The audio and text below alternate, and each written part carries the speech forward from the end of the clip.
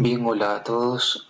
Esta es una serie de 4 o 5 videos que voy a preparar para la carrera Administración de Empresas, el curso de Administración de Negocios, a fin que puedas resolver la autoevaluación y la tarea 1, que contiene bastante información. Parte de la autoevaluación y la tarea 1 es hablar de la evolución del pensamiento administrativo o las escuelas de la administración.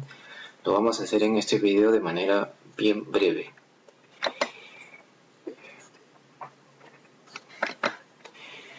Muy bien, entonces la administración moderna tiene unos antecedentes.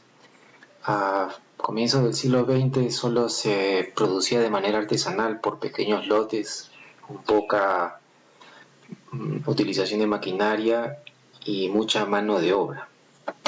Cuando la gente se fue a la ciudad, ese tipo de producción no era suficiente, se requería la producción en masa, que es todo lo contrario al artesanal, es decir, uso intensivo de maquinaria, muchos trabajadores y grandes volúmenes de producción.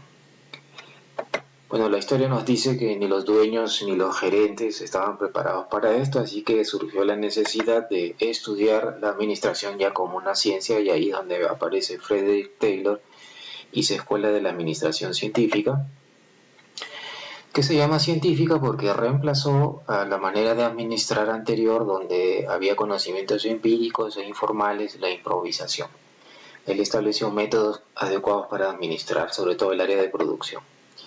Y entre las propuestas que hizo estaba aumentar la productividad, analizar el trabajo, los tiempos y movimientos, cuál es la mejor manera de fabricar algo, y adaptar el obrero o la persona que se contrata a la tarea. Es decir, yo contrato a una persona, pero previamente tengo que haber definido qué es la tarea, cuál es la tarea que tiene que realizar para efectuarla de la mejor manera. Una persona que aplicó los principios de Taylor, que incluían dividir el trabajo, fue el señor Ford, cuya fábrica existe hasta hoy día. Y acá tengo un ejemplo, ¿no? Antes de aplicar las técnicas de Taylor, encargaba a un solo obrero los 29 pasos necesarios para fabricar una pieza que se llamaba magneto, y este operario solo lograba fabricar 35 magnetos al día. Cuando aplicó las técnicas de Taylor, que incluyen dividir el trabajo, en lugar de que un solo operario haga las 29 operaciones, contrató 29 una de las operaciones y logró fabricar 39 magnetos por minuto. El detalle de la información sobre la escuela de Taylor la vas a encontrar en las diapositivas que voy a subir a la plataforma Blackboard. Luego surge otro señor cuya escuela o enfoque se llama de la administración clásica o de la gerencia administrativa, que él se enfocó en ver la empresa como un todo. Mientras Taylor solo se enfocaba en el área de producción, Fayol quería ver el tema de gestión y estableció 14 principios que están aquí indicados, cuyo detalle también lo voy a subir como un documento en la plataforma Blackboard.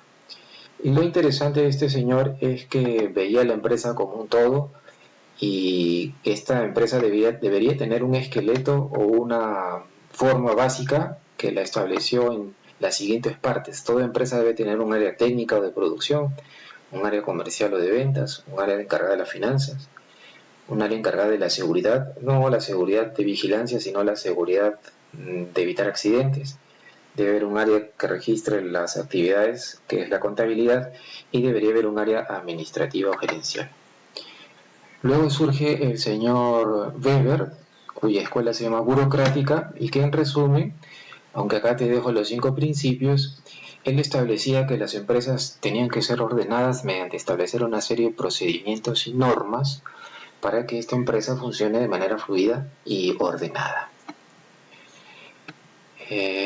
Si nosotros pasamos a la siguiente diapositiva, vemos que tanto Taylor como Fayol y como Weber tenían, digamos, un enfoque frío de la administración. Hacía falta el toque humano, y ahí es donde surge una escuela que se llama de las relaciones humanas, cuyo principal exponente es este señor Elton Mayo.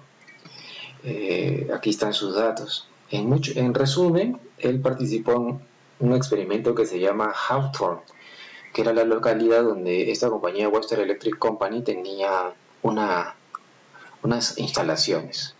Empezaron a hacer pruebas acerca de la iluminación y cómo algunos factores externos al ser humano podían generar que produzca más o menos, y jugaron mucho con el tema de la iluminación, por ejemplo, subiendo o bajando la iluminación.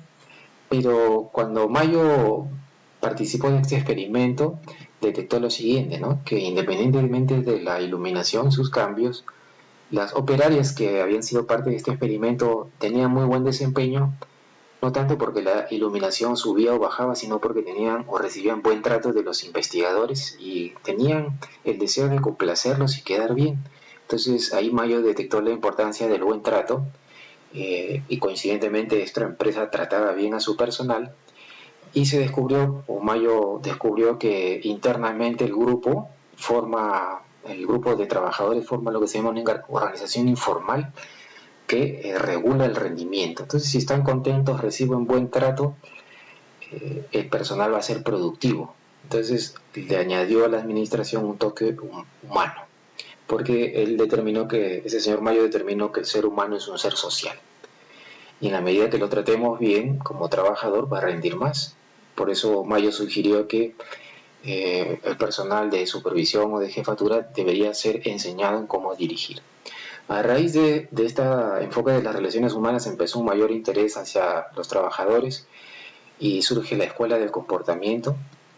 Uno de los representantes es Douglas MacGregor, que determinó en una serie de estudios a empresas de Estados Unidos que había básicamente dos estilos de dirección. Los llamó teoría XY.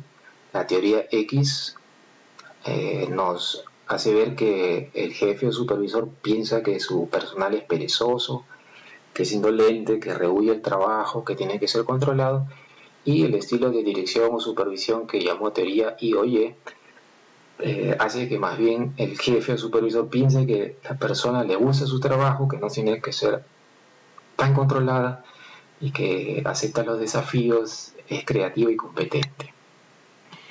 Luego surgió este otro señor que se llama Abraham Maslow, que es un psicólogo estadounidense, que dijo que se podía motivar a los trabajadores a través de una escala de necesidades, ¿no? Primero satisfacemos las fisiológicas, que a nivel de empresa podría compararse con que el sueldo del trabajador le cubre lo básico, ¿no? Poder alimentar y vestir a su familia y pagar un techo.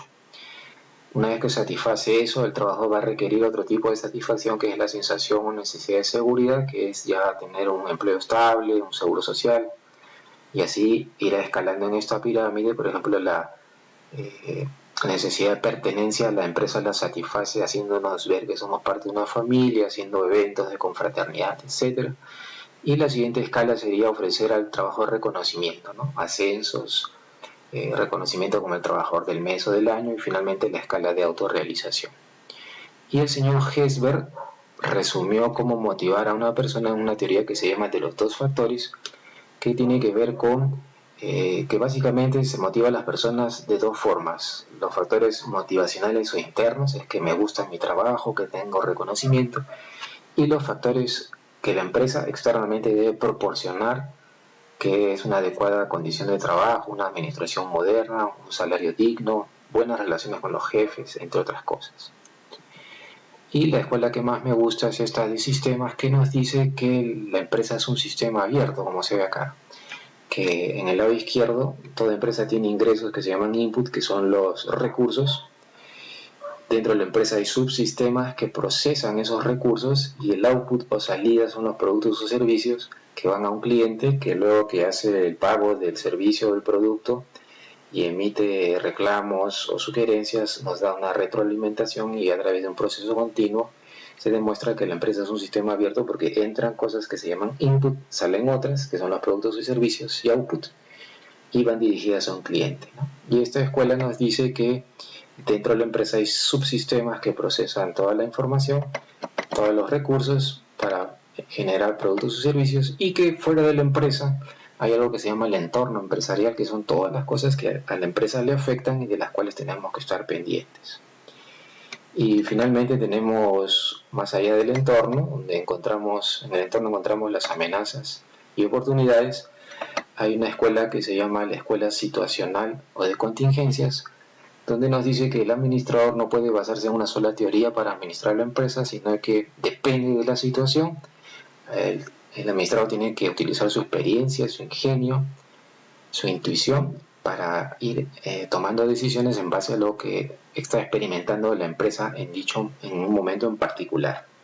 Y lo que sirve en una empresa no necesariamente sirve en la otra. Este es un resumen muy apretado, yo les voy a proporcionar las diapositivas con más detalle y además les he preparado este resumen de escuela por escuela con su representante y sus principales aportes. Son 2 hojas de Excel para que les ayude en la resolución de su primera tarea. Gracias.